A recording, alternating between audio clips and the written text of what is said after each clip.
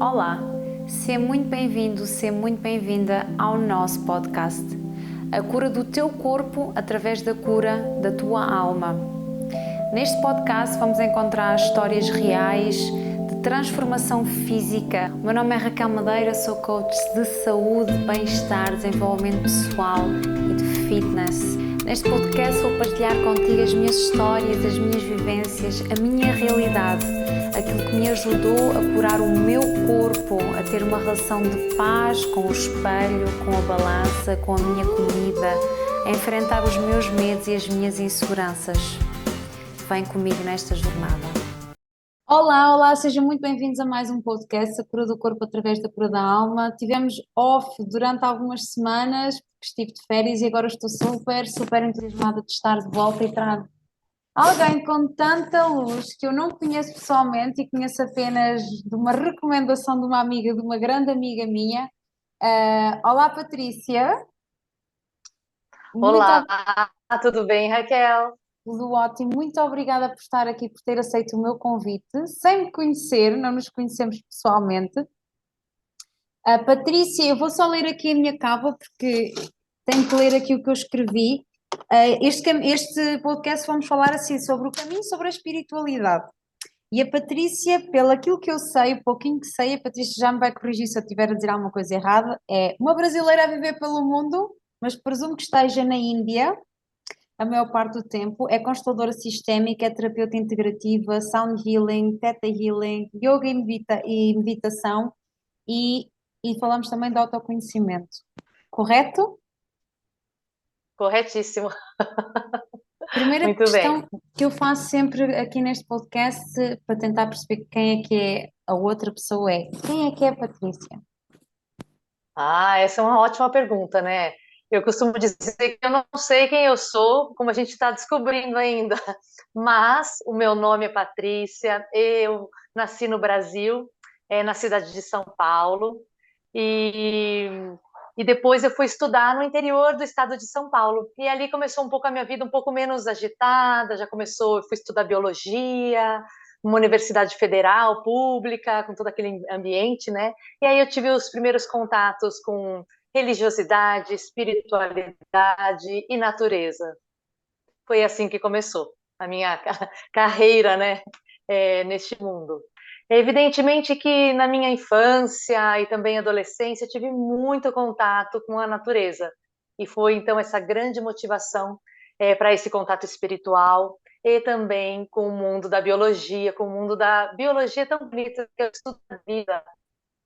Então, partindo de um estudo da vida material, biológica, né, e como que isso se estende para o estudo da vida como um aspecto, um espectro mais amplo, podemos dizer assim. Eu vou só referir, porque e já dá para perceber que a imagem, quando a Patrícia fala, de vez em quando fica menos desfocada e mais desfocada, porque a Patrícia está neste momento na Itália, não é? Assim no meio do mato.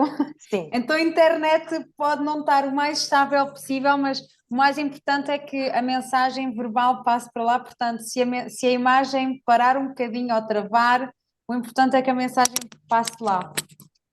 E, e como é que foi a infância da Patrícia, a infância, a adolescência? Explicar um bocadinho como é que foi a relação com os pais, em que meio é que cresceu, professores, colegas. Percebi que nasceu numa cidade e depois foi para um meio mais com contacto com a natureza. Como é que foi essa transição? Quer saber tudo, infância e adolescência. tá certo.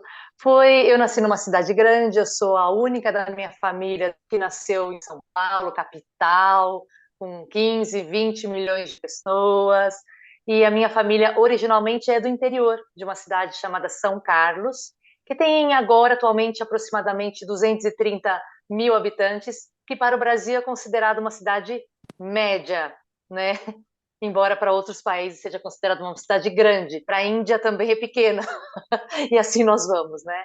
E nascendo ali, eu tive uma infância um pouco diferente dos meus irmãos mais velhos, né? Porque eles estavam acostumados com a família, e ali quase não tinha, né? Primos e primas, que somos muitos. Eu tive um contato mais com outras culturas também. Na cidade de São Carlos, Raquel, tem muitos italianos, descendentes de italianos. Então, se você vai por todo lugar, é todos os sobrenomes todos italianos. Em São Paulo, um pouco diferente, tem uma cultura sírio-libanesa, árabe, turca, portuguesa, italiana e japonesa, muitas nacionalidades. Isso acaba numa sala de aula, por exemplo, na infância, adolescência, sendo um ambiente muito rico, né, para essa interação. Ao mesmo tempo que se perde numa cidade aquele contato estreito com a família, aquele núcleo de estar sempre na família, se ganha, por outro lado, numa diversidade, num conhecimento de outras culturas, e eu acho que acaba ampliando também a visão de mundo. Eu me lembro muito pequenininha que eu tinha uma amiguinha desde os 3 anos de idade, uma amiguinha descendente de japoneses, bem tradicional. Um amor, a gente. E quando a gente tinha lá pelos 7, 8 anos, a mãe dela nos levava para um bairro tradicionalmente japonês, chama-se Liberdade, em São Paulo, e para a gente participar dos rituais de cerimônia do Ocha, que é aquele momento de fazer o chá. Imagina, isso não fazia parte da minha chá, a gente é todo do café, né? Então, desde muito pequeno, um contato com essa diversidade de culturas. E eu me lembro também, Raquel, uma coisa que hoje eu vejo como influenciou, né, a minha, a minha profissão, inclusive como professora, né, e também essa viagem pelo mundo, que é o meu pai gostava muito de línguas. E desde criancinha eu me lembro ele me mostrando livros, me ensinando com discos de criança, historinhas infantis em inglês. Então, para mim era muito natural, mesmo que naquela época não fosse, né? Não se ensinava tanto idiomas, não era tão importante. E isso teve uma influência muito grande. Então, depois eu aprendi inglês, espanhol, francês, depois agora italiano, e também aprendo sânscrito, hindi, todos fazendo parte do meu repertório. E para mim isso é uma grande alegria, poder me comunicar em vários idiomas. Eu faço terapias em vários idiomas, eu dou aula em vários idiomas. Então, desde aquela infância, aquele desejo do meu pai também que eu fosse para o mundo, né? É muito intenso. Que interessante. Depois, como é que foi essa transição? Pelo que eu percebi, depois a família, não sei se foi só a família ou a Patrícia que voltou para a cidade mais pequena. Fui só eu mesma, é incrível, porque todos nasceram no interior, foram para a capital. Eu nasci na capital e fui para no interior. Foi, sinceramente, um acaso, entre aspas, da vida, não é? Então, eu prestei o vestibular. A primeira opção era de estudar na Universidade de São Paulo, na capital, e a outra, a segunda opção, era estudar na Universidade Federal de São Carlos, no interior, na origem da minha família. Pus lá só para preencher, porque eu tudo bem. Eu era bem novinha, tinha 17 anos e, né? E quando eu vi, eu passei na segunda opção. E eu tive esse convite de ir viver ali a mais autônoma, né? Sozinha, vamos dizer assim, claro, com a família. E então eu me mudei para São Carlos, onde eu não imaginaria que eu passaria 30 anos que eu fui para realmente ir. Eu fui a contragosto, porque eu estava tão bem, paulistana, com a minha vida, na minha adolescência, com os meus amigos. Mas naquela época todos nós fomos para um lado diferente, não é mesmo? Escolhendo rumos diferentes. Mas logo após ingressar na universidade, quando eu já me vi, ai que delícia, um ambiente mais calmo, a vida universitária de estudo integral, manhã, tarde, às vezes até à noite, eu já desisti de voltar para São Paulo e dali em diante eu segui os meus estudos ali, depois mestrado, doutorado. São Carlos é uma cidade muito universitária, quase que vibra completamente a academia. É natural, vamos dizer assim. E ali também eu conheci o meu atual esposo, né? Naquela época, demorou muito para a gente se casar, até para a gente namorar. A gente era muito amigo. e conheci ali todas as minhas amizades, né, Raquel? Da época eu ainda mantenho. Que gostoso que é aquela vida, né, universitária. Pelo que eu E percebi, eu tirou acabei, então, biologia. prestando Tirou biologia. biologia, eu fiz mestrado e doutorado, eu fiz na educação. Ok. Eu me lembro que desde o do primeiro semestre de biologia, eu pensei assim, ai, eu estou aqui na biologia, mas o que eu quero mesmo não é o laboratório. Eu quero ensinar, eu quero ser professora, desde o começo. E de fato, né, o primeiro estágio que eu fiz, assim, já na biologia, foi num centro de divulgação cultural e científica, que pertencia à Universidade de São Paulo. E ali eu fiquei 4 anos durante toda a minha graduação, né? Trabalhando com crianças e na parte de divulgação científica, ecologia, educação ambiental. E toda a minha carreira acadêmica acabou sendo na área de educação ambiental e sustentabilidade ambiental.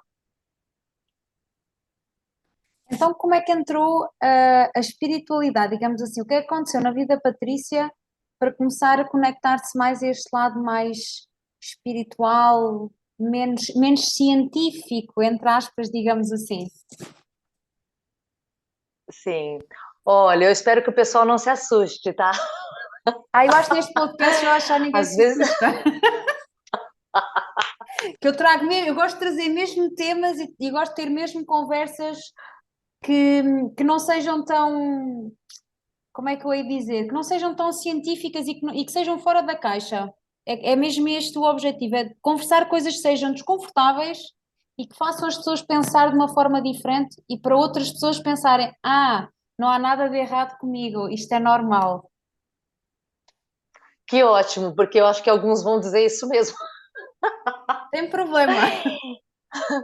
Eu comecei assim, bem sinceramente, eu comecei a perceber coisas que são chamadas paranormais ou extrasensoriais.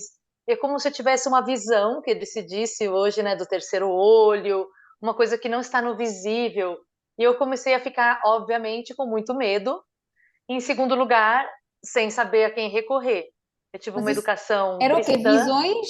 A Patrícia via coisas, mas que era só a Patrícia que via? Como é que sabia que outras pessoas não viam aquilo que a Patrícia via? Por exemplo, duas coisas.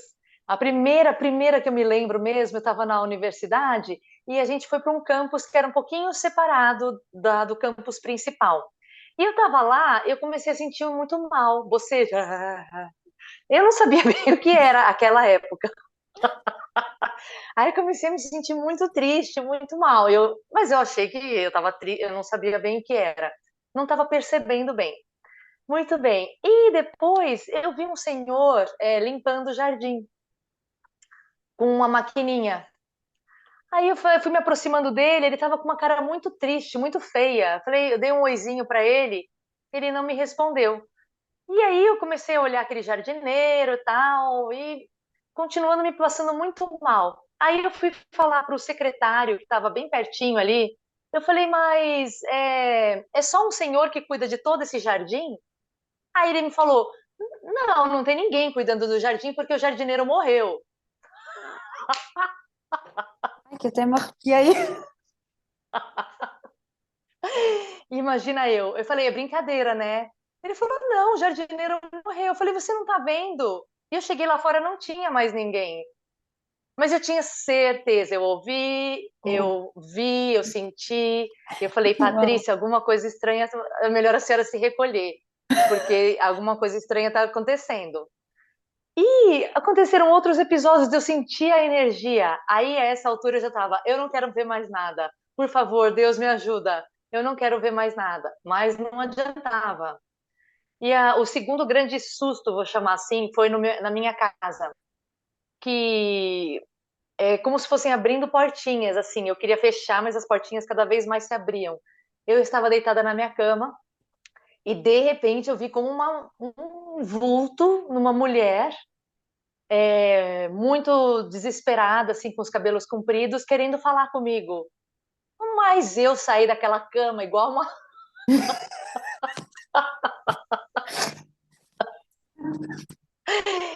Desesperada, que nem um cometa. Eu falei, não, aí eu já não queria mais morar sozinha.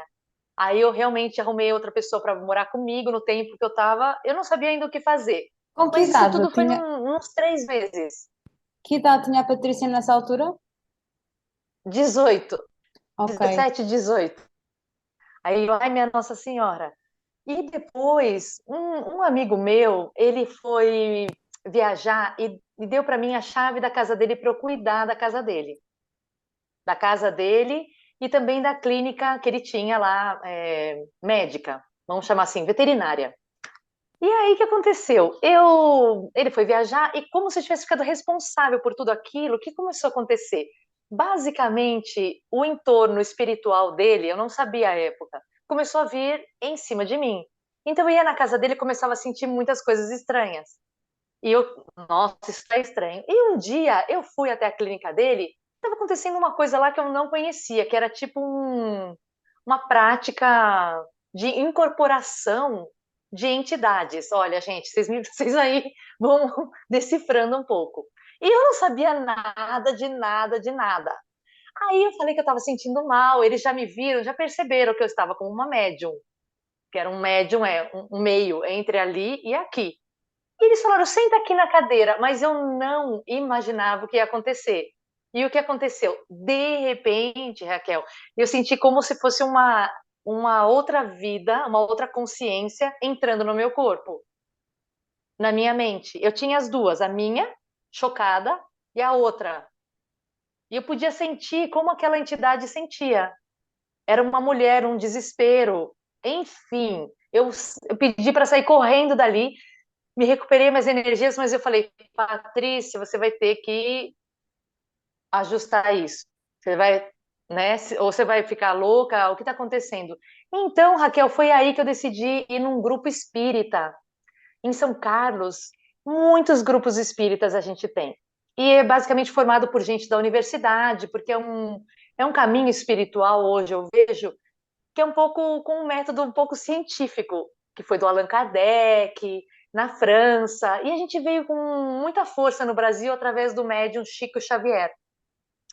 Então tinha uma série de livros e tal, e aí no grupo espírita eles têm educação mediúnica, 3 anos de curso, e eu comecei a frequentar então. Foi uma beleza, que eu achei vários igualzinho a mim. Já não se sentia mais estranha. Não. E também o ensino mediúnico, ele é muito bonito, porque é um estudo, sobretudo, de autoconhecimento. Para eu saber que tem uma outra consciência perto, eu preciso me conhecer muito bem. Para eu conhecer que existe algo para além dessa vida material, eu preciso conhecer muito bem. E aí é um estudo tão bonito, com diálogos, com professores queridos. E então foi assim a minha introdução ao mundo espiritual. Uau. Estou fascinada e fiquei super arrepiada quando falou do que aconteceu, arrepiei-me toda. E então como é que entra, e depois como é que entra a Índia, por exemplo, não sei se a Índia é uma coisa mais recente, mas queria saber um bocadinho mais, onde é que como é que conseguiu conjugar esse estudo em termos mais mediúnicos, mais espirituais, com a sua atividade profissional e onde é que isso a levou até o momento atual? Então, Raquel, o que aconteceu é que eu fui tendo uma vida completamente normal, trabalhando muito, às vezes 12 horas por dia, com muitos estudantes, com muitos projetos, com muita viagem internacional, assim, sabe, daquelas bate-volta. Eu estava ficando muito cansada, vários anos. Enquanto eu era jovem, florescendo, radiante, estava tudo indo muito bem.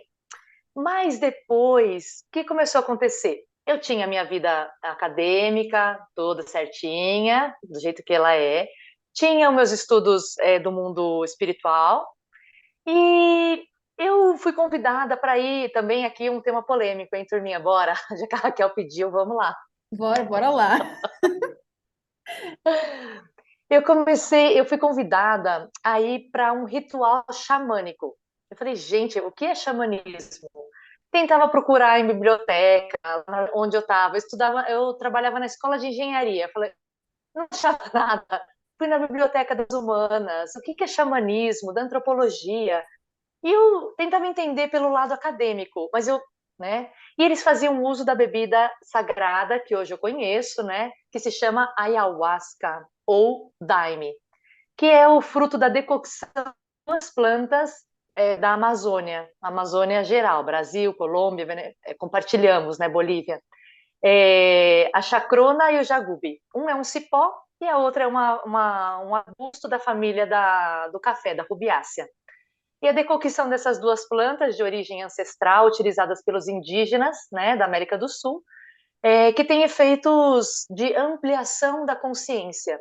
E hoje, com tantos estudos, são chamados de enteógenos, né, aquele que te faz ter contato com Deus, ou com a espiritualidade, ou um contato com o espiritual no mais profundo. Eu não sabia de nada disso, tá, Raquel? Eu só tinha muito medo. Eu falei, eu já sou toda aberta, me vou num lugar, vou tomar um chá desse. É mais fácil um boi sair voando do que eu ir nesse ritual, mas eu não vou mesmo. Eu não tenho nenhum motivo para ir. Eu não tenho nenhum motivo para ir. Aí, tudo bem. Aí começou que o irmão do meu marido estava indo há muito tempo, já uns 2 anos, nos Já era rituais. marido, nessa altura já estava casada Já com o era marido? marido, já Ok, estava. Eu casei, a gente está completando 18 anos esse ano. ok. Então vamos dizer que foi, né? E aí, isso da ayahuasca foi há uns 15 anos atrás, tá? Só para você ter uma ideia. 12, vai, 12. E aí o irmão dele foi. O irmão dele estava estudando engenharia também, não estava conseguindo se formar, já estava quase para ser expulso, vamos dizer, da universidade pública. Mas ele era tão inteligente, mas você via que tinha um descompasso, né? Que ele sentia entre o coração dele e o que ele estava fazendo. Eu só sei que ele começou a ir na ayahuasca. Esse menino parecia que estava radiante, com uma presença, com uma serenidade, com uma sabedoria. Eu falei, gente, mas o que está acontecendo com ele?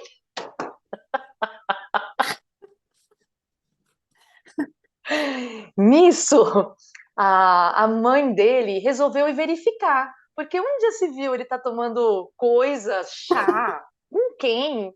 E ela ouvia falar que o pessoal vomitava, eu também, eu só ouvia essa parte, o pessoal vomitava, vomitava. E ela falava, como Pazu, meu apelido, né? Como Pazu? Uma coisa pode ser boa se a pessoa vomita, não é? Bem, eu falava a mesma coisa, é mesmo, se a pessoa vomita não é bom. E aí, a minha sogra, de velhinha, de coquinho, querida, resolveu ir na ayahuasca também. Eu falei, gente, Patrícia, a sua sogra tem coragem, você não tem. Eu não, eu falei, ela que vai. Aí eu tava tão curiosa, eu falei, ai, como que foi? E ela, ai, começou a me contar como que os homens ficavam de um lado, as mulheres do outro, em volta da fogueira, que era belíssimo, que eram 4 horas de duração, com músicas, cânticos belíssimos, que era um estado introspectivo, meditativo, e que realmente as pessoas vomitavam. Ficou provado. Ela Eu falei, vomitou? nossa, mas a senhora... Ela não, ela estava meio durinha, assim, que ela foi meio para conferir, ela não foi para fazer o processo. Ah, a pessoa Mais ou pode ir menos, sem tomar o chá, é isso? Só ficar no não ritual. pode, ela não pode, é proibidíssimo. Mas ela foi com uma postura interna. Hoje eu penso assim, uma postura interna não tanto de se entregar ao processo, mas de ser, deixa eu ver o que acontece. Para Ok. isso, você tem que segurar muito, porque a força da medicina, como a gente chama, é muito intensa. Se você não quer embarcar, é um sofrimento, porque é como estar na água e não querer se molhar. É tipo, não sei como. Ok.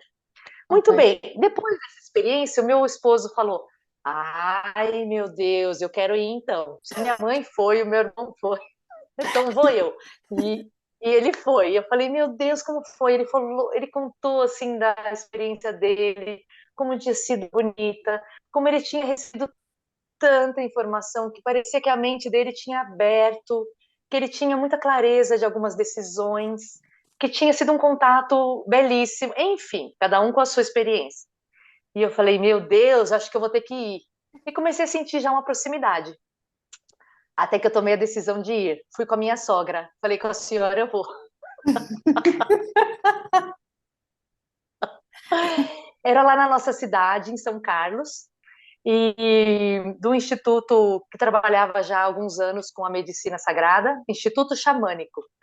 E, e então eu tive a minha primeira experiência, que foi muito intensa, mas assim, eu não entendi muita coisa, vamos dizer assim. Só que algo dentro de mim foi tocado profundamente para sempre, como se eu não pudesse voltar mais àquela dentro da caixinha. Não tinha mais como. E eu comecei a pensar várias coisas diferentes, comecei a me observar, comecei a perceber quanto mal eu fazia com as minhas próprias ações para mim mesma. Começaram a cair muitas fichas, foi muito doloroso. Foi uma terapia assim, pá, pá, pá, tum, tum, tum. A pessoa quando O faz esse, equivalente assim.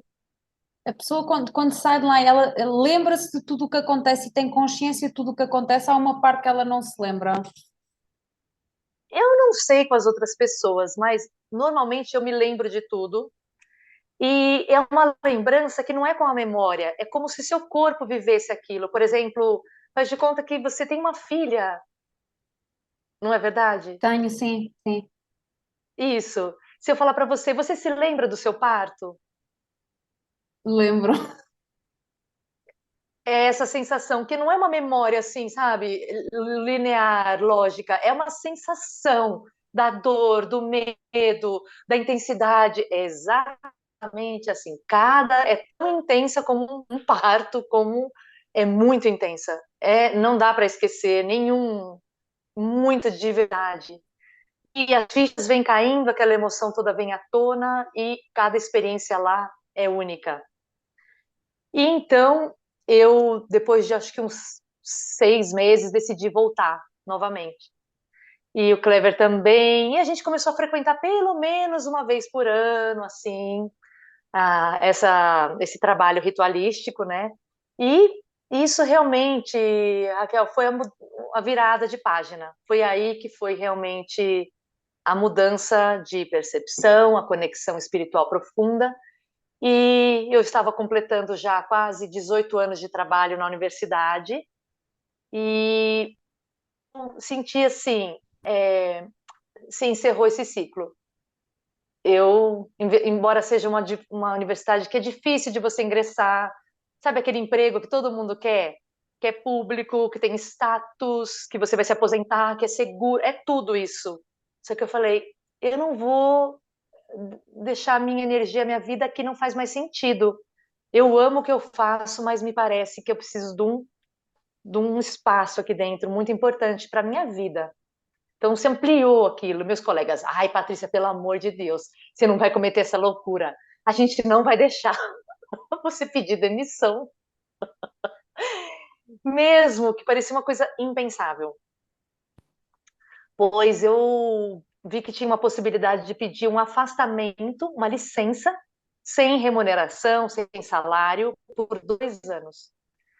E eu então convidei o meu esposo, eu falei, eu preciso ir. Caso você não queira ir, você vai ficar, porque é uma demanda minha muito profunda. Eu preciso ir. Eu preciso ir, eu não sei nem para onde, nem como, mas eu preciso ir. E ele falou, eu também sinto. Nisso a gente estava acompanhadinho, né, no mesmo, na mesma vibração. E então a gente convidou alguém para morar na nossa casa, cuidar das nossas galinhas, cachorro, tudo, e saímos para o que seria um ano sabático, um ano. E saímos com um plano muito justo. A gente fez até um livro. A gente era bem acadêmico, tá, Raquel? A gente fez um livro de como seria. O seu marido também trabalha na área, biologia? Não, ele é da engenharia de materiais. Também mestrado, doutorado, Ok, também pós-doutorado, super mas na outra académico. área. Muito, muito. Mais que eu. Ok. Aí a gente escreveu um livro cheio de referências bibliográficas de como, o que a gente ia investigar, qual era o sentido daquela viagem, qual era os resultados esperados. Ai, minha filha.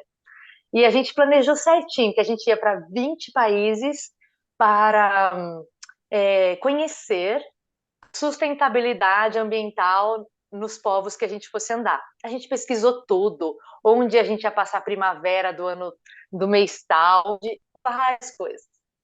E a gente estava tão feliz com o nosso projeto, porque sem um projeto a gente não podia sair. Essa era a nossa ideia. Ah, minha filha, primeira semana a gente foi para a África do Sul, comprou um bilhete só de ida para a África do Sul e a gente procurou voluntariado no Fazendas Orgânicas na África do Sul. Nos inscrevemos no site WWOOF, vou deixar aqui para vocês, né? Worldwide Opportunity on Organic Farming. Ainda é vigente até hoje e tal. Isso foi o ano de 2016. E então, aparece um monte de fazendas lá. A gente se inscreveu em uma, perto da cidade do Cabo. E a gente já tinha uma certa afinidade com a África do Sul, já tinha um nananã, né? E aí a senhora, que era, vamos dizer, coordenadora dessa organização não governamental, essa fazendinha orgânica, vegana, então levou a gente para lá. Minha filha, eu só sei que depois de uma semana eu falei para ele, eu não quero mais ir embora. E a gente queimou o nosso livrinho. O que era para ser apenas uma semana ali, foram 3 meses. Nisso já, os nossos planos já. Países que a gente não queria ir por nada, como Israel. A gente falou, não, a gente tinha uma lista, Raquel, que era o índice de violência, onde tinha guerra, onde que maltratava os animais. Ai, gente, era uma tabela tão complexa que vários países saíram dessa lista, entre eles Israel e Índia. Que interessante. Para quê? No final, o que aconteceu? A gente ia com o nosso coração. A gente sentia. Ai, a gente estava na África do Sul, onde a gente pode ir agora? Ai, vamos para tal lugar, vamos para a Irlanda. A gente procurava um lugar para fazer o voluntariado e passar alguns dias à vontade. E nisso a gente ia lá, as pessoas nos acolhiam tão bem. A gente aprendia tanto vivendo dentro de uma fazenda com as pessoas locais, né? E a gente já não queria ir embora de novo. E assim nós fomos indo devagar, devagar. Ao final de um ano, a gente tinha estado em 9 países e estávamos prontos para voltar para o Brasil, com peso no coração, que eu não queria. Mas não tinha mais dinheiro, tinha pouco. E então a gente queria ir no Nepal. E a gente já estava lá, a gente já tinha ido para o Camboja, Tailândia, Malásia, né? E aí a gente queria terminar no Nepal, nossos sonhos, dois montanhistas, vamos lá no Everest é muito tumultuado, vamos no Annapurna. Beleza. E aí, era fevereiro, o que acontece com o Nepal? Frio demais. Todas as trilhas, todas as pousadas, está tudo fechado. Eu falei, nossa, a gente vai ter que passar um mês em algum lugar esperando março chegar. E foi então que a gente começou a procurar o Vietnã, o Laos, Sri Lanka. E no final das contas, Raquel, o que aconteceu? O país que a gente não queria ir, que eu tinha medo, a Índia, o que aconteceu? Foi bem lá que a gente foi aterrissar para mudar a nossa história para sempre. E foi assim. Então, a Índia apareceu por acaso. Exatamente, porque a gente se permitiu não resistir tanto ao que a vida nos apresenta. Há um podcast que eu sigo que ela tem uma frase, não sei se vai ser exatamente pelas palavras que eu vou dizer, mas é qualquer coisa assim. Não faças planos para a vida para não estragares os planos que a vida tem para ti.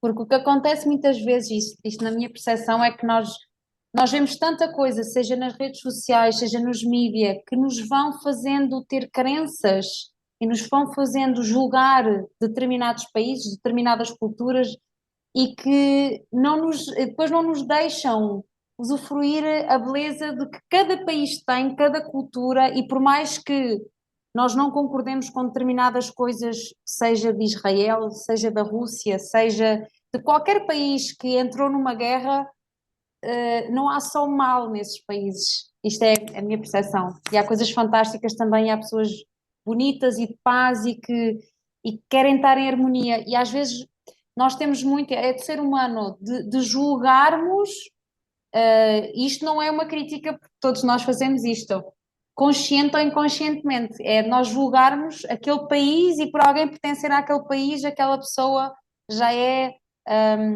como é que se diz, labeled, agora, Taxado, tipo, exatamente, é, daquela cultura ou do que aquele país está a fazer, mas a realidade é que não é 100% assim. E a Patrícia, se calhar, é o melhor exemplo para nos falar sobre isso. O que é que encontrou na Índia?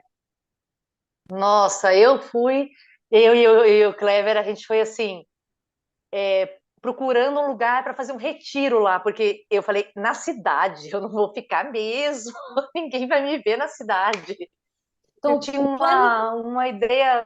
o plano era ficar apenas um mês, até ficar bom tempo no Nepal, e então vocês seguiam para o Nepal, certo? Exatamente, eu falei, vamos ficar um mês num retiro isolado na montanha, porque assim não tem perigo. Mas E o que é que assim foi. pensava, qual era o seu pensamento relativamente à Índia? Índia era diarreia,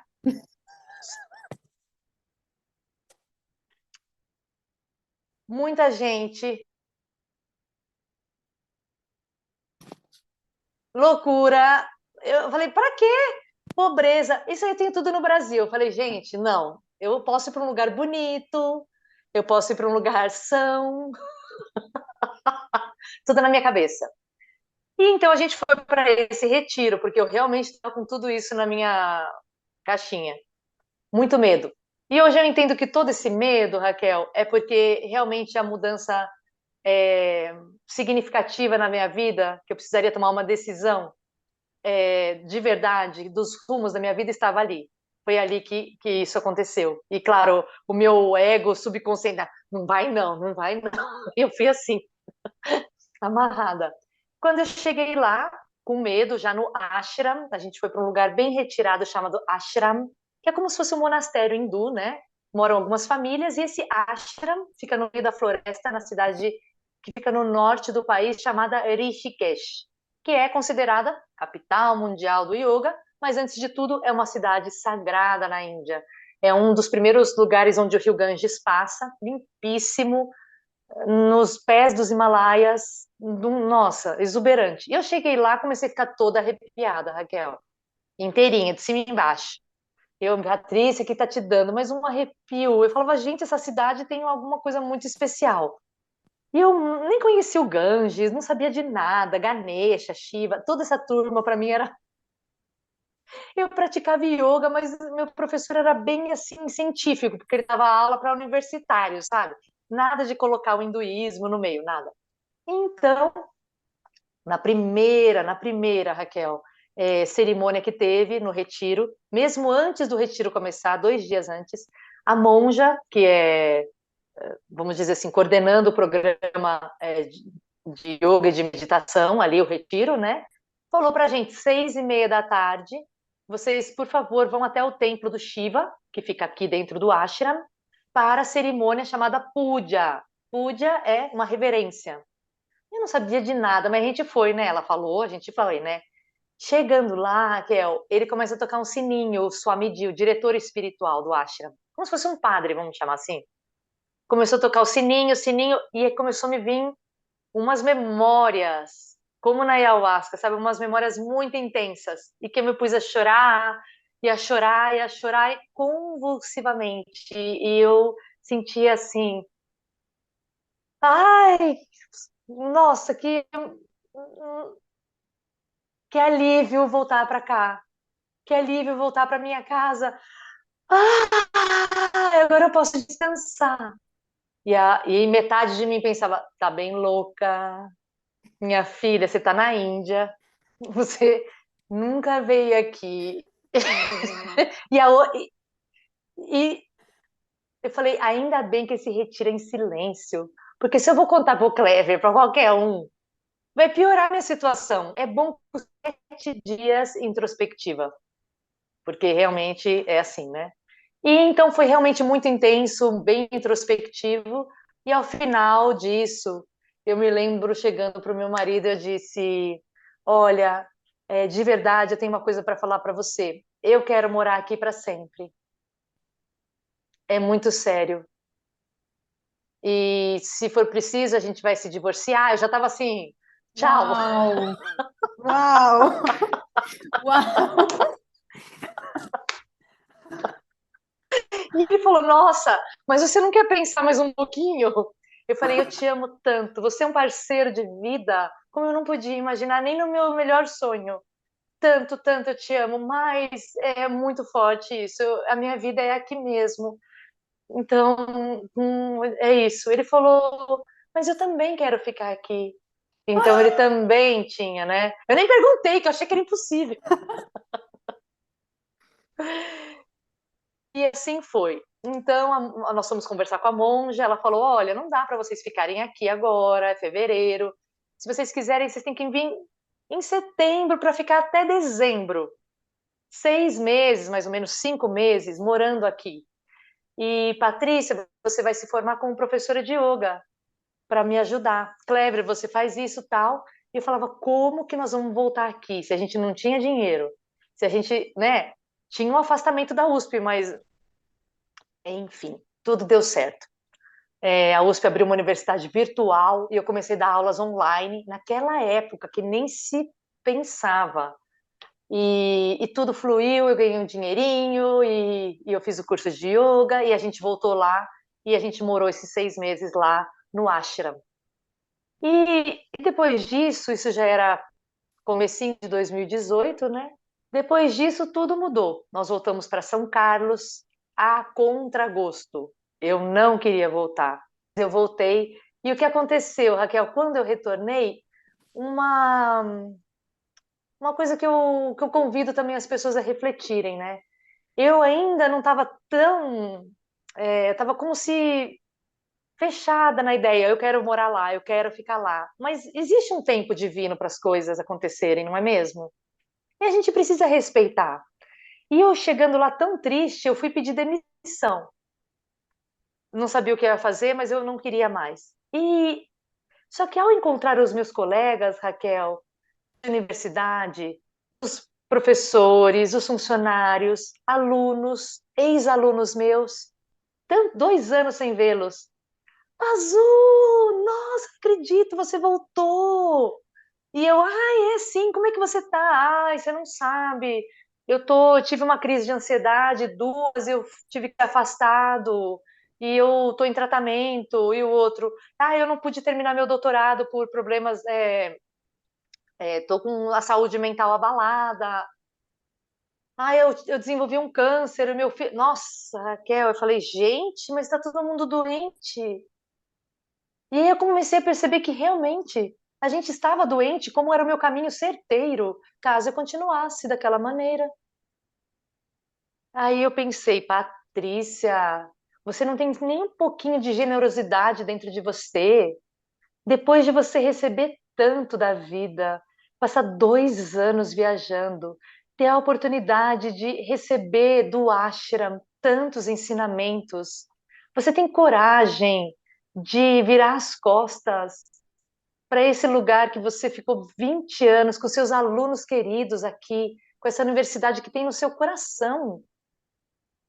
E então eu parei para meditar bem no prato central do campus e eu fechei os meus olhos. Nossa, Raquel, eu comecei a sentir uma compaixão gigantesca. Eu senti uma vontade de estender um amor, de estender realmente o que eu tinha de melhor recebido para todos, todos. Eu não sabia como ia ser feito, mas eu queria muito. E essa motivação me fez chegar até o departamento do Recursos Humanos e não assinar minha demissão. Eu falei, não, eu vou ficar. Onde que eu assino para ficar? Eu vou ficar. E então, eu realmente fiquei. Não foi tão simples.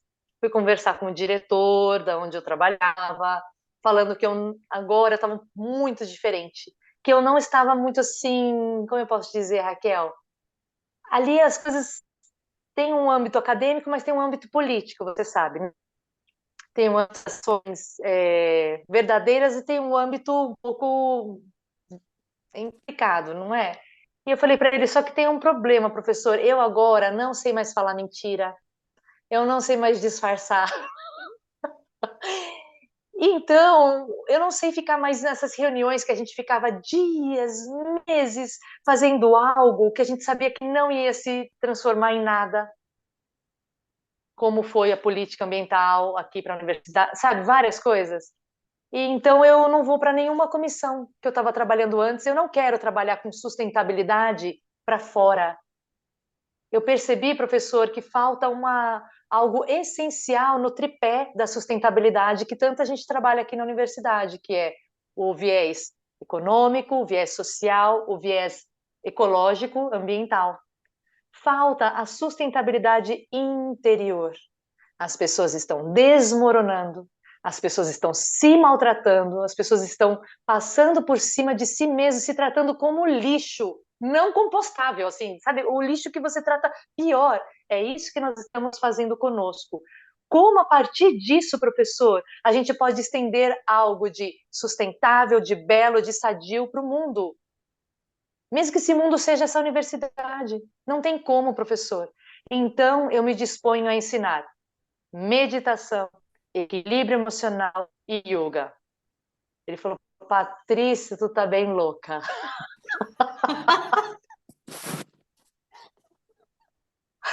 E eu realmente comecei a desconfiar. Eu fiquei tão impactada que ele falou assim, que eu cheguei em casa e falei, Clever, era o meu único confidente, né? Só ele entendia. Eu falei, Clever, falando sério, Clever, eu não sei se você é uma boa pessoa para falar isso para mim, mas eu tô ficando louca. Porque realmente eu tava tão fora aquele mundo, ao mesmo tempo querendo ficar naquele mundo. E ele falou: não, nós vamos escrever um projeto na linguagem deles. A gente começou a estudar como fazia os centros de bem-estar em Oxford, em Harvard, em Cambridge. Pegamos as melhores universidades, porque a gente já sabe fazer tão bem pesquisa, pois a gente pesquisou. E fizemos um projeto lindo com toda a justificativa.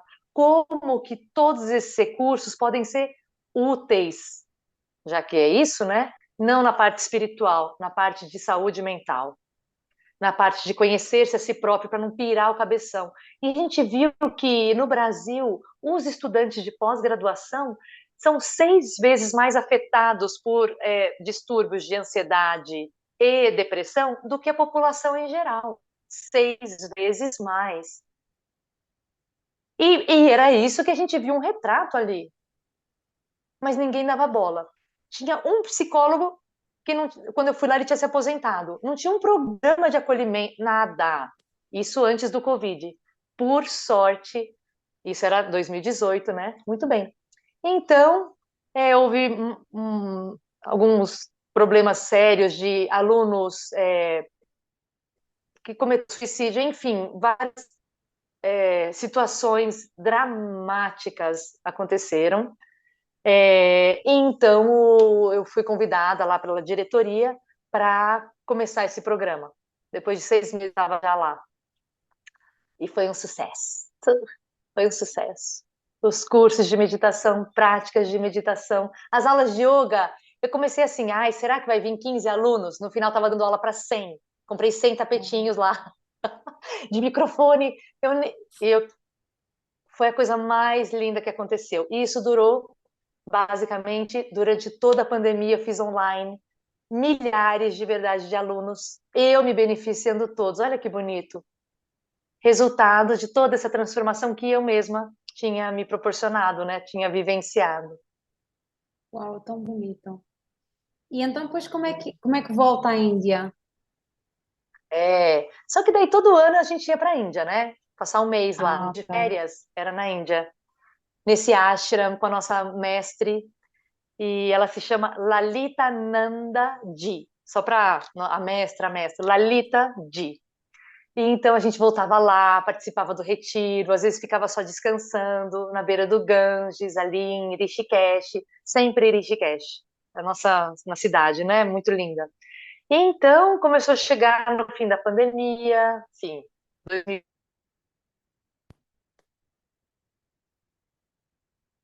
uma travadinha. Que Tá bom. eu comecei a sentir que. Ah, eu comecei a sentir assim. Sabe quando já está terminando de novo um ciclo? Eu falei, mas dessa vez é sério. Agora mesmo é muito sério. Eu com o Kleber também, ele também estava sentindo.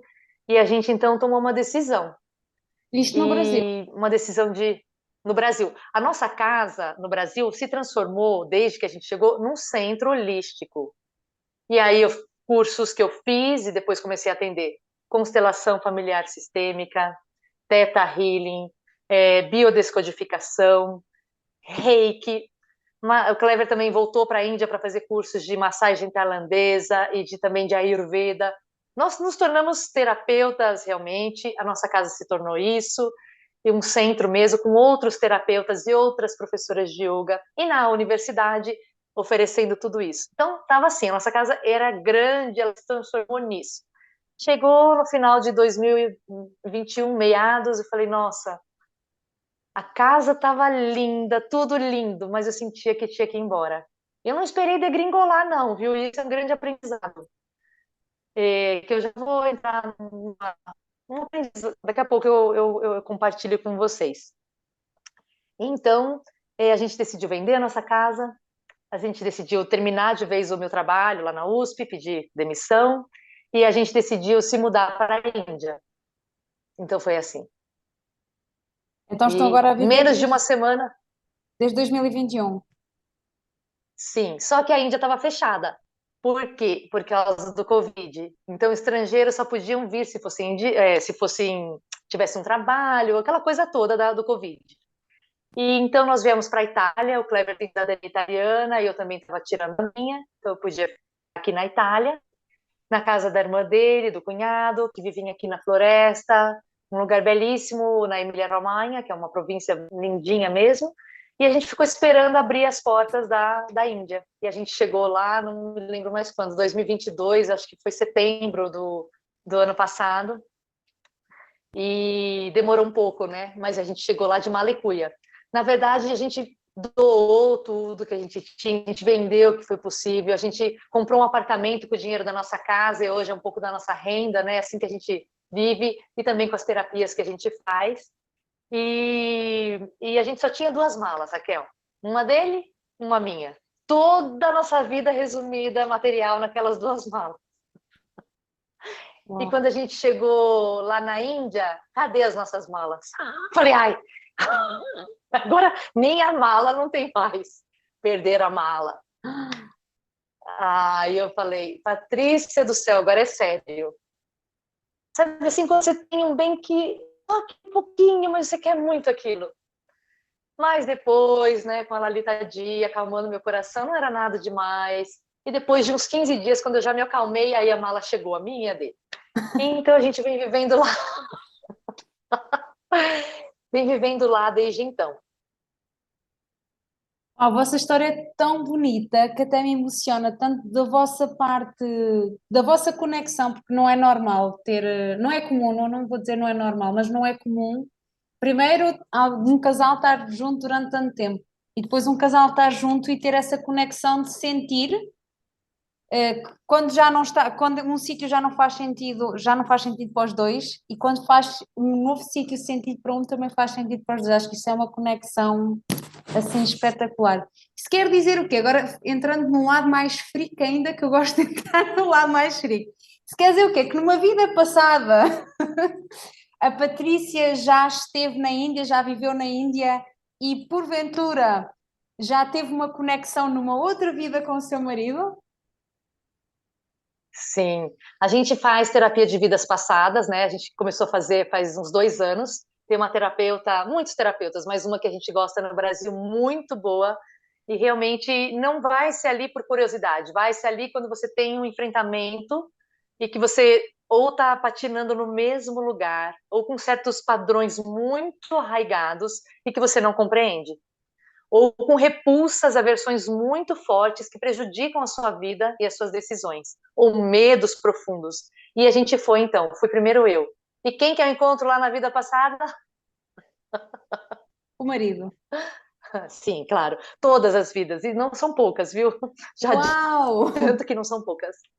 Que Se você for lá bonito! também, Raquel, você vai perceber isso. É interessante porque ela entra, não é exatamente na vida anterior, mas é numa conexão com aquele drama que você vive hoje, em qual das vidas foi produzido ou marcado aquele trauma no seu perispírito, enfim, na sua, né, no seu invólucro, nessa consciência que a gente tem ao longo das vidas, né? A gente veste um corpo a cada vida, certo? Que também vem com suas memórias, né, epigenética, isso que a constelação tanto traz das ancestrais, e vem com a sua consciência que pelo, né, o Vedanta, por exemplo, vai falar que se chama samskaras, hábitos. São como assim, Raquel, se você tivesse uma madeira e tivesse raspado, sabe, assim, feito uma marca na madeira.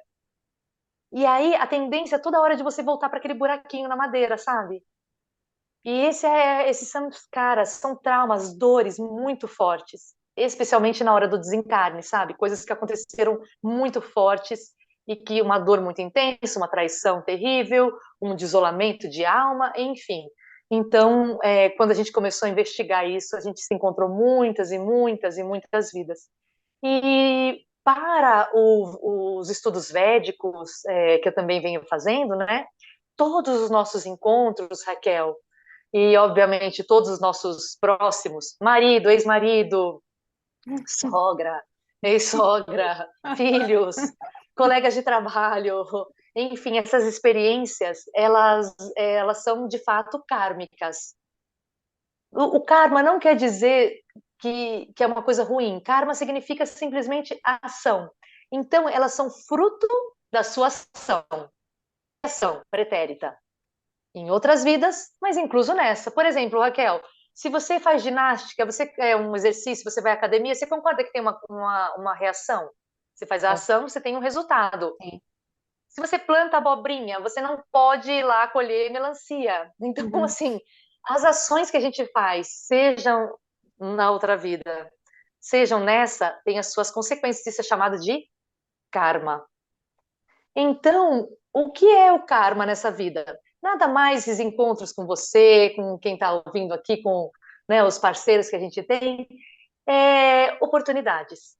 Oportunidades de vivenciar aquilo para sempre com mais consciência, por favor, para um resultado melhor. Novas ações a partir do seu novo conhecimento, né, para melhores resultados. Mas nem sempre a gente faz assim, não é mesmo, Raquel? Às vezes a gente tem um.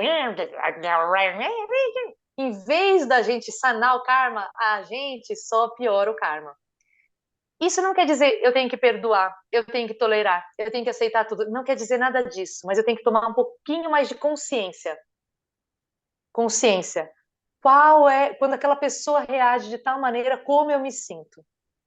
Ah, eu me sinto abalada emocionalmente. Então, algo tem aqui. Então, aqui é um pause para reflexão, meditação, terapia.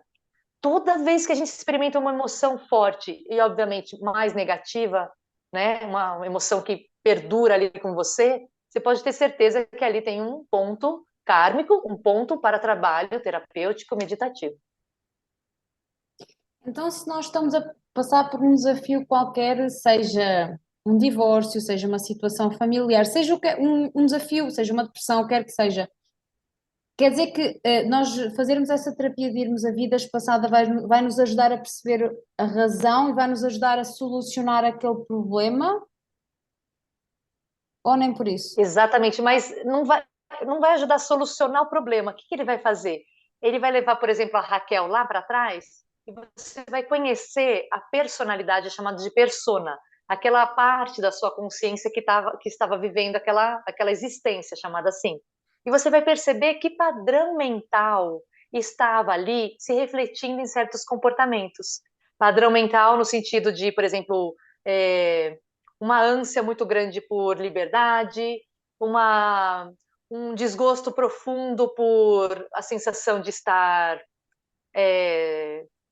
de não poder escolher. Por exemplo, muitas vidas, né? O pai obrigou a menina a casar, faz de conta, né? Aconteceu em minhas vidas. É um desejo desesperado por liberdade. Então, o que eu vejo nessa vida minha refletida, esse desespero por não ser oprimida novamente? Estava lá naquela vida. Eu chego aqui, o meu marido quase precisou me amarrar para casar comigo, porque eu não queria. Eu falei, eu não vou casar, não vou ter filhos, eu vou sair pelo mundo igual uma louca. Você entende que também não é bom, porque você vai para um lugar, O e eu extremo mesmo nem oposto. oposto. E a gente vê tão claro na sessão, você fala, nossa, então agora eu tomando consciência, eu não preciso mais. Porque se cura lá também, se você toma consciência, você se cura ali, então você traz consciência para aqui e você pode escolher sem aquele trauma movendo tão fortemente. Isso é fantástico. Mas, por exemplo, eu vou bater no mesmo tema, porque se calhar é o tema que eu preciso. Quando há uma coisa que envolve mais do que uma pessoa, por exemplo, nessa questão particular da liberdade, era uma questão sua, que é fácil no sentido em que depende unicamente de si eu solucionar isso. Quando são relações que não dependem unicamente de nós, eu só posso mudar aquilo que eu faço, aquilo que eu digo. Eu não posso mudar o outro, a reação do outro, aquilo que o outro faz. Numa situação, digamos, de divórcio, como é que eu tomo consciência de forma a que eu sei que não posso mudar o outro, mas de forma que, mudando-me a mim, pode acalmar a situação? Não sei se a minha pergunta é clara. É claro e é muito pertinente. Então, muitos de nós, eu diria quase todos mesmo, a gente, numa situação difícil, a tendência nossa é, claro, a gente sabe que a gente tem uma parcela de atuação naquilo, mas a gente espera que o outro mude para que aquilo se resolva. Isso já é o básico. Entretanto, não tem como a gente mudar o outro, cada um só pode mudar a si mesmo. Então a gente entra num círculo de desespero, porque a gente fica colocando todas as fichas em que o outro mude. Mas tanto na constelação familiar sistêmica quanto na terapia de regressão, a gente, ao solucionar o drama, a gente não precisa mais, a gente pode como se libertar da necessidade daquele conflito. E aquilo acaba realmente se dissolvendo a partir da solução dentro, porque aquele conflito só está acontecendo para que você tome consciência, para que você modifique aquela maneira de pensar e de agir que não está alinhada com a sua alma divina. Não está, não está. Então surge aquele conflito, porque quando a gente está tudo bem, o casamento tá beleza, o trabalho tá tudo fluindo, a gente só vai indo. A gente só vai indo, não é verdade? Vai nadando.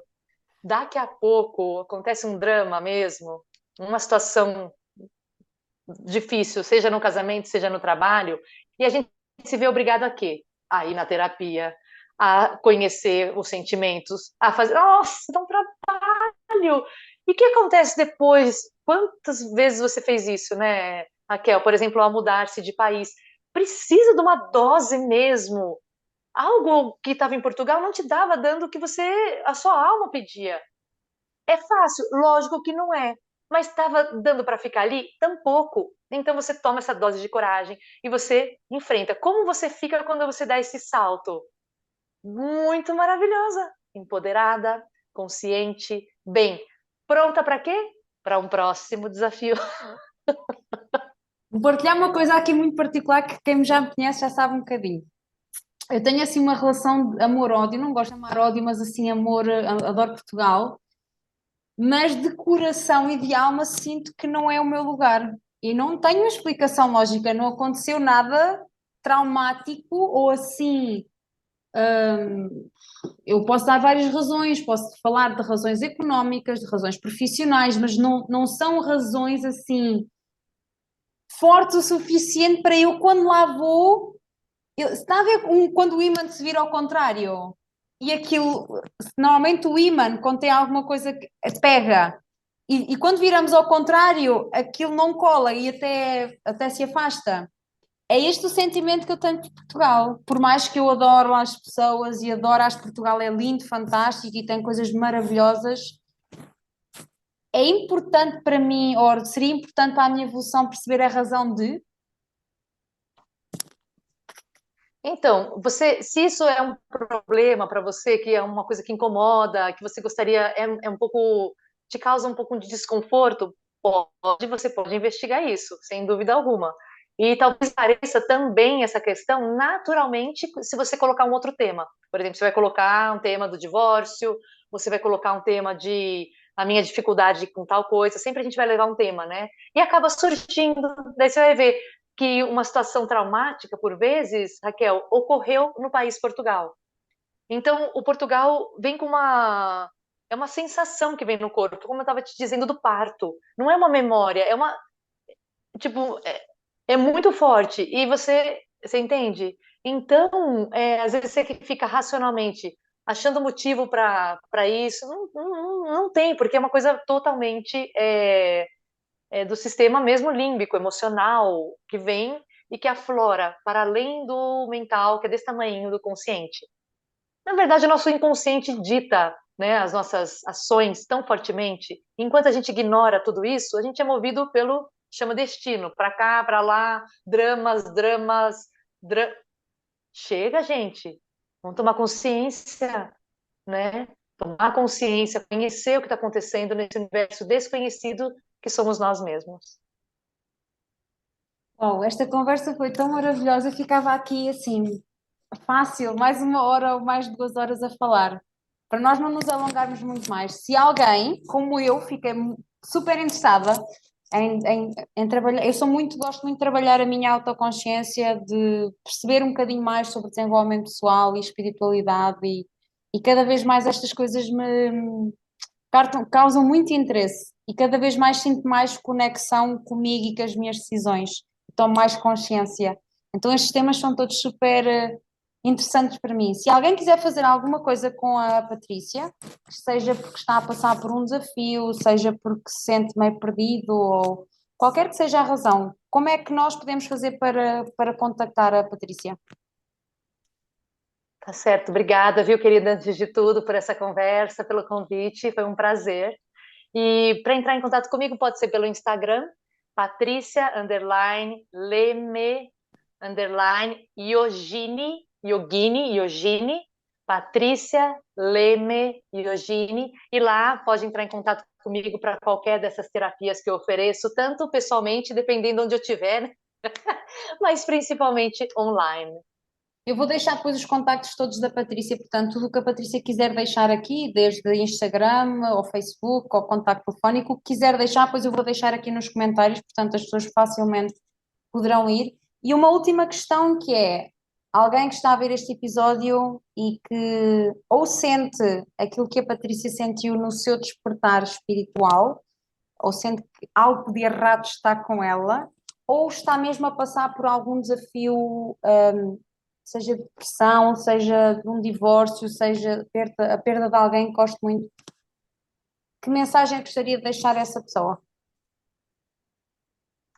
Olha, Raquel, eu gostaria de deixar uma mensagem que talvez tenha sido dos mais importantes aprendizados, talvez o mais importante aprendizado que eu tive nessa encarnação, que é que toda raiz da nossa dor, toda raiz da nossa dor está nos próprios maltratos que nós fazemos a nós mesmos. Essa foi uma conclusão muito difícil, mas muito acertada. Num dos episódios da Ayahuasca, um dos primeiros, Raquel, eu tive como um sonho, mas eu estava lá, e eu vi uma pequena pomba com a asa toda machucada, ferida. E eu fiquei muito desesperada para consertar aquela asa ferida daquela pomba. Tudo isso, não, imagina simbolicamente, tá? E aí eu me lembro de querer, e quanto mais eu chegava, e eu falava, quem quebrou a asa de uma pombinha? Por que isso está acontecendo? Quem fez isso? Eu olhava para os lados, né, tentando saber, quem fez isso? Quem fez isso? E, de repente, me cai uma ficha. Eu vejo a cena mais de longe, como se eu estivesse vendo a mim mesma. E eu vi que quem estava machucando aquela pombinha era eu mesma. E quem era aquela pombinha? Eu. E então eu vi como cenas vindo à minha mente tão claramente de quando e de como eu persistentemente passava por cima de mim, como os meus discursos internos eram, Patrícia, tão duros, tão injustos, um maltrato que eu não faria com ninguém. As palavras que eu jamais usaria para falar com qualquer pessoa, eu usava comigo, para dizer o mínimo. Então eu diria a todo mundo, queridos, olha, investe mesmo em terapia, em meditação, no conhecimento de si, para que esse amor de você para você mesmo seja o eixo central da sua vida. Oh, que mensagem tão bonita. E revejo-me nas palavras da Patrícia, porque até há muito pouco tempo eu também senti que o discurso que eu tinha para comigo mesma era muito duro. E daquilo que eu me venho a perceber, e a minha vida transformou-se literalmente quando eu permiti, quando eu me obriguei a não dizer, a não me criticar mais, a não me julgar mais. Isto já foi uma decisão que eu tomei para mim mesma no início de 2022 e seja sucesso, seja fracasso, seja erro, seja o que quer que seja, seja bom ou menos bom, eu não me critico e isso transformou literalmente a minha vida. O facto de quando eu estar mais em baixo, eu me dar abraço em vez de me criticar mais. E cada vez eu tenho mais a noção e a consciência que isto é tão comum, que nós somos tão críticos e tão duros, e eu acho que as mulheres ainda mais do que os homens, somos tão duras e tão críticas connosco mesmas que, como a Patrícia disse, a Patrícia não dizia isso à melhor amiga, ou à pessoa que se calhar até nem gosta tanto. Nós não diríamos isso à pessoa que nós não gostamos tanto, mas dizemos a nós. E esquecemos que dentro de nós está 3 ou 4 anos a pequenina, a criança pequenina, e que é essa criança que nós estamos a magoar. Não, não é o adulto vem depois. Então a É mensagem que a verdade. Patrícia passa é assim super poderosa. Super grata, Patrícia, de a ter aqui. Com certeza vou tê-la aqui mais vezes, porque amei, amei a sua energia, a sua boa disposição. Quem sabe se não nos encontramos fisicamente este ano? Quem sabe? Quem sabe? Já é Ganesha, Oxalá. Bem, muito Estou a obrigada, fazer, Raquel. Obrigada a todo mundo que está assistindo. estou a fazer o máximo para isso. Super obrigada, Patrícia. Para quem está desse lado, por favor, comentem, partilhem, subscrevam o canal para mais conversas que nos inspirem e principalmente nos toquem na alma. Da minha parte é tudo. Até a próxima. Até a próxima. Tchau, tchau. Beijinho.